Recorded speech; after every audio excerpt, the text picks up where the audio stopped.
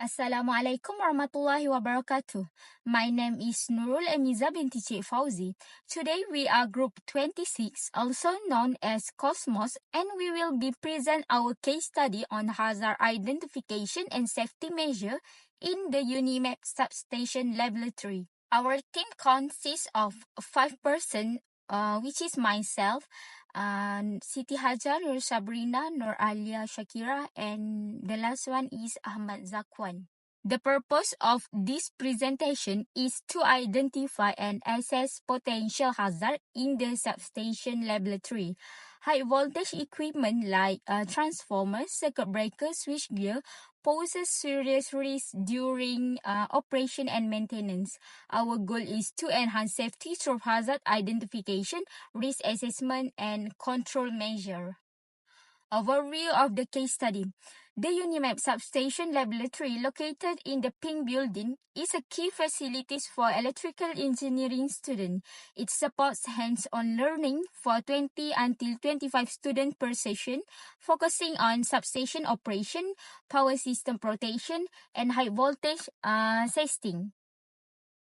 Strict safety regulations are enforced to bridge theory and practice.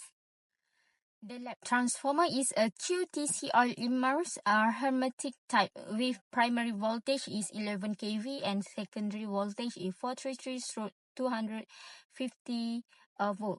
It's used mineral oil for cooling and insulation, which improve performance but also introduce risks like fire or leakage. Strict safety measures are essential for the safe operation. We identify 5 key hazards, which is electric shock from live part or insulation failure, arc flash from sudden discharge causing surf burns, fire, flammable oil can indicate due to overheating, mechanical injuries, sharp edge or heavy component during service, and oil leakage is sleeping hazard and environmental contamination.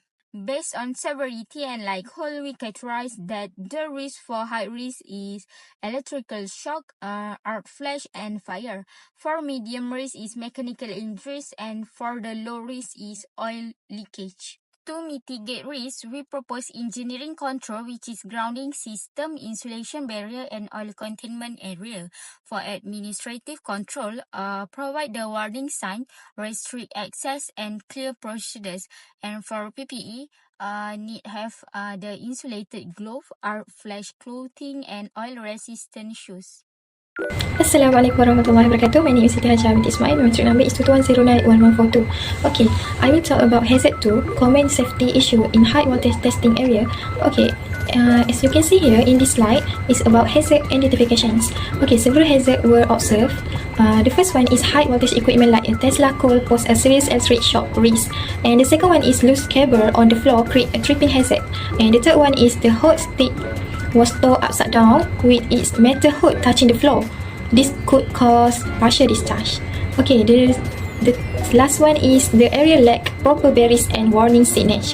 Okay, for the risk assessments, you can see in this table, the first one is about electric shock in high risk, likely a fatal. Tripping is medium risk. Hot stick contact is another high risk due to potential insulation failure. And the last one is lack of bearings and signal is rated under medium high. Okay, for the next slide is about control measure. Okay, to manage this risk, we have two solutions. In engineering control, we can install bearings, store tools properly, and secure cable. Okay, the next is in administrative, we can enforce SOP, permit to work system, and clear warning signs. Okay, next is for PPE, use insulating glove, shoe, goggle, and protective clothing. Okay, for the conclusions, several high-risk issue was found. The hot stick position can lead to partial discharge, posing a serious hazard.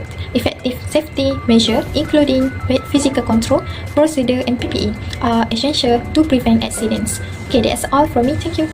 Assalamualaikum warahmatullahi wabarakatuh. My name is Nur Sabrina binti Kamrudin, and my metric number is 2210911129. So today I will be presenting on the safety, procedures, and risk management associated with the VDAR high voltage testing unit. Let's begin by understanding why this process is so important. First, let's identify the hazard. The VDAR unit operates at high voltage, between 10 and 60 kVtc. The main hazard is the risk of electric shock, which can result in serious injury or even death. This risk increase if safety procedures are neglected, if the equipment is not properly grounded, or if operators are unaware that the device is energized. Additionally, parts of the equipment may remain charged after testing, posing further danger. Now let's assess the risk. The likelihood of a dangerous incident is moderate to high if safety procedures are not followed. The severity is extremely high if contact with this voltage can cause fatal injury, including cardiac arrest, severe burns, and even secondary injuries of falls or muscle contraction. Even with built-in safety features like two-hand operation and warning lights, human error remains a significant risk factor. The portability of equipment and the variable of equipment that the variable condition in the field can also increase. You can see here the risk assessment and the hazard type here. Next is risk control. We follow a hierarchy of controls. Complete elimination of high voltage testing is not possible. It is essential for safety. First, engineering controls. Maintain proper spacing, use physical barriers, and ensure emergency shutoff controls are accessible. The VDAR unit itself has features like two-handed operation and warning lights. Second is administrative controls. Develop and enforce safe working procedures, require at least 2 people during testing. Implement lockout or takeout procedures and provide regular training. The last one is personal protective equipment, PPE, which is wear high voltage rated glove, protective eyewear, and appropriate clothing. PPE is the last line of defense that and should never be relied on alone. So overall, following these safety measures greatly reduce the risk, and it's essential to always prioritize safety when working with high voltage. That's all from me. Thank you. Okay. Bismillahirrahmanirrahim. Assalamualaikum warahmatullahi wabarakatuh. My name is Ahmad Zakwan bin Bashir and my metric number is 211090893.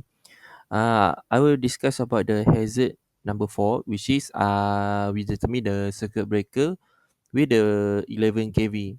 It says here the key hazard identify, which first I made a short list, just 3: electrical shock and electrocutions, which is a direct contact with a live part or terminal inside the panel can result a severe electric shock or fatal electrocution.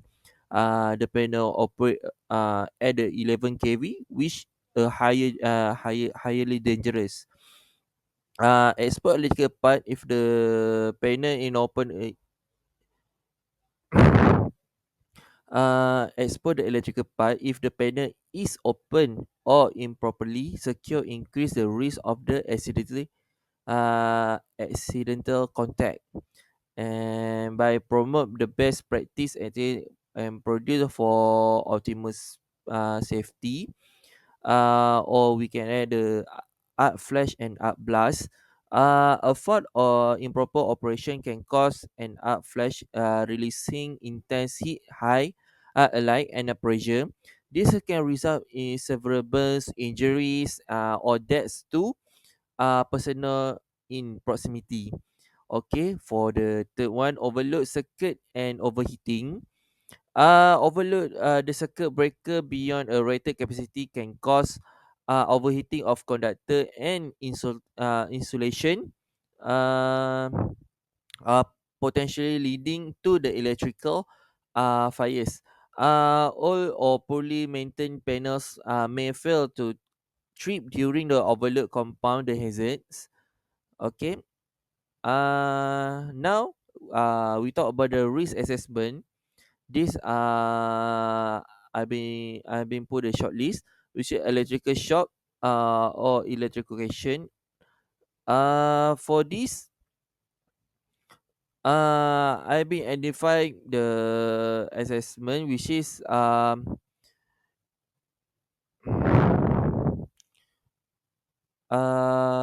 this a risk assessment identify hazard by electrical shock or electrocution from live pipe, blast and blast during for or improper operation. The third one, the third one is the mechanical injury. Likelihood they are possible and make a severity moderate. Risk level I think is the medium, and existing control interlock mechanism clear instruction. for the, I think we can put the additional control which is we can make a training by supervision. Okay, this one is the risk control, which is first we go to the engineering control. The engineering control, we can see the we can put the physical barrier or enclosure, interlock, and the warning labels are engaged. Remote operation capability. Okay, the second one is administrative control, which is this one is EIBS ES the access restriction. Um the For example, the only authorized trained and competent personnel are allowed to operate the maintain the panel. Um the second, we can put the permit to work system, implement a permit to work system for all maintenance and operation activities. Um, Next, for the administrative control, we can put the standard or operating procedure or SOP. Ensure clear up-to-date SOP are available and follow for all the panel operations. Lockout or takeout, apply a lotto procedure before any maintenance or inspection to ensure the panel is de-energized and cannot be accidentally re-energized. The third one is maintenance and housekeeping. Um, for regular inspection, we are conduct scheduled inspection for sign of wear, overheating, or loose connection. Preventive maintenance, by follow the preventive maintenance schedule to ensure all components in good working order. Make a clean environment, which is keep the area around the panel clean and dry to prevent sleep or trip and electrical hazards. Okay, and then the fourth one, training and emergency preparedness. We do the staff training to provide regular training on electrical safety, hazard recognition, and emergency response. For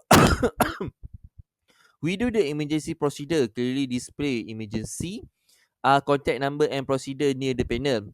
Okay, and the last one, we can put the first aid to ensure the first aid kits and train first aiders are available on site. And then the last one, we can go to monitoring and reviewing. Incident reporting, encourage prompt reporting and investigation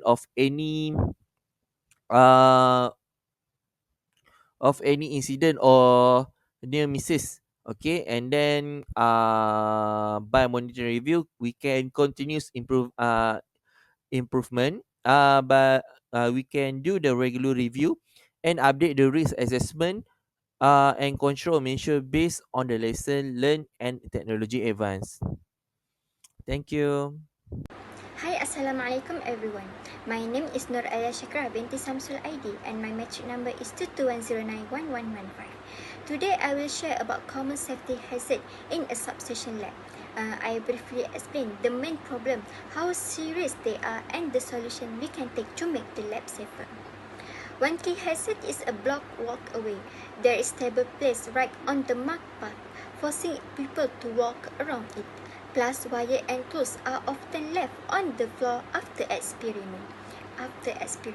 Some wire are exposed, which increase the risk of tripping, electric shock, or even fire. This image shows where the risks are: block path, tangles wire, and trip zone. Highlighting them visually helps everyone understand what needs to be fixed. We found 3 moderate risks. Firstly, tripping, which is likely and can be cause injury. Second, electric shock, less likely but very dangerous. And lastly, fire, unlikely but serious. So, even though none are high, they must still be addressed.